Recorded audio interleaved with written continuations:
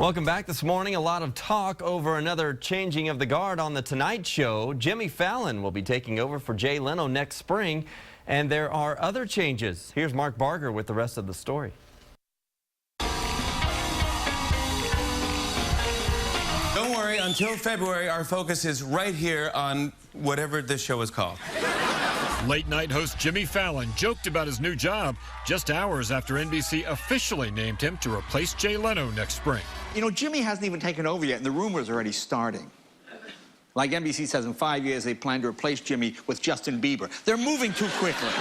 Not only will Leno's 22-year run as Tonight Show host come to an end, so will the show's 40-plus years in Burbank, California. It'll move back to New York City, where it began in 1954. The changes left some Leno fans at this afternoon's taping feeling nostalgic. At night, I usually go to bed watching them, so it's going to be kind of interesting. Other fans were braced for the change.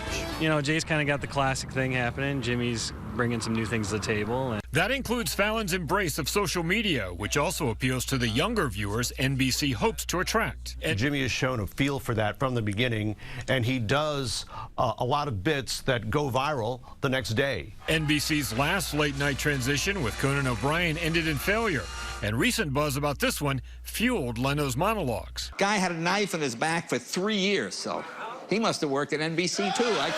But this week's video duet with Fallon and Leno showed potential for a smoother change. I think that there's a belief in Leno's head that it's more appropriate this time, and he's going to get the proper send-off. And this time around, Leno's ready. Well, today I accepted a new position. I am going to be the head basketball coach at Rutgers University. Thank you very much. Thank you. Mark Barger, NBC News. Well, Leno is telling the New York Times, quote, "This time it feels right." NBC is still deciding what to do with Jimmy Fallon's 11:30 late night spot. There is speculation in entertainment circles that Saturday Night Live's head writer, Seth Meyers, will take over. One thing certain is that Meyers' boss at SNL, Lorne Michaels, will take over the job as executive producer of The Tonight Show when the show moves to New York. In fact, the Burbank mayor is petitioning for the show to stay in Burbank. Obviously, it's been in LA for so long. Oh, yeah. And then if it comes back to New York, could you imagine that lineup with Jimmy Fallon followed by Seth Meyers? I think that would be a heck of a couple of hours right there on TV. A great tandem there. Yeah, absolutely. All right, we had some good rainfall over the past couple of days, but now it's gone, and I think many of us will be glad to see the sunshine will be returning this afternoon and a beautiful spring day, albeit a bit of a cooler one, headed to Central Texas here today. Live look outside this morning shows everything has quieted down downtown.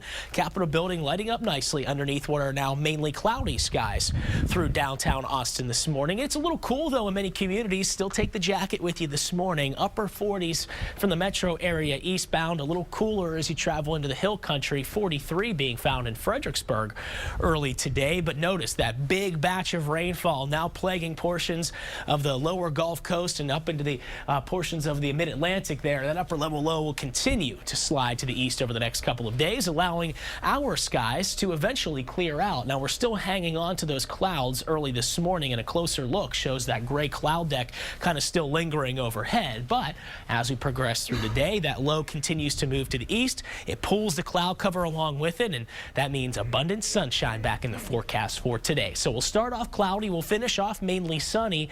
Temperatures with the sunshine will jump up a little bit more than what we saw yesterday, but still a little bit below average this afternoon. We'll top out, we'll say right around 66 degrees, and it will be a little breezy at times too. So still a day to keep the long sleeves on and the jackets if you're sending the little ones out to school.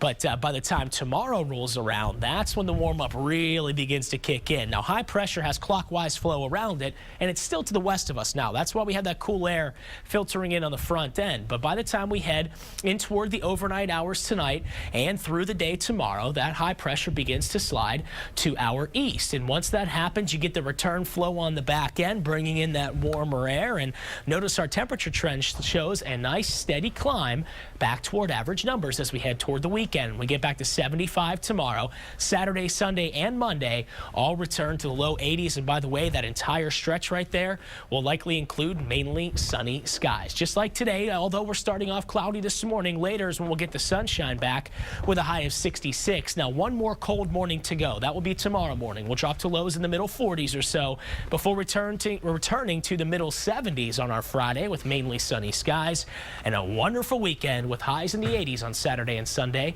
and plenty of sunshine. That is your latest First Warning weather. Mandy, over to you. All right, thank you, Mark. Happy Thursday morning as you take it out to the roadways. Getting a very early start to your day. We are watching Mopac. Drive times along southbound here, Breaker Lane to Enfield Road, a 10-minute drive. You'll hit those brake lights just as you pass 183. And traveling northbound from Barton Skyway just past Loop 360 over to Palmer Lane, a 13-minute drive. So still looking really good both north and southbound. Really nothing too major to slow you down if that's where you're traveling along this morning.